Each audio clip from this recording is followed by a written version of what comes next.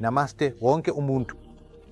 Isifo sokugcina sezinsipho, esaziwa nangokuthi i-SD, yisimo lapho izinsipho zakho zombili zisebenza ngaphansi kuka-10 futhi zilimele ngendlela engalungiseki.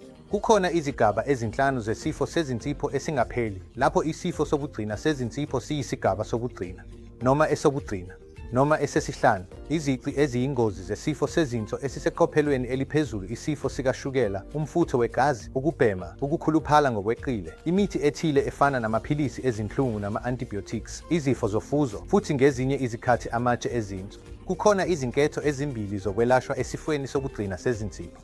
Lokhu kungaba i-dialysis noma ukufakelwa insipho entsha, nokho, uma ungakwazi ukubona, nokwelapha izinto ezikhulisa ingozi, njengokulawula umfutho wegazi, ukulawula ushukela egazini, ukulawula isisindo sakho, ukuphuza uketshezi olwanele, nokungathathi izibulali zinhlungu noma ama-antibiotic amaningi ungabambezela, noma ngezinye izikhathi uvimbele isifo sokugcina sezinsipho.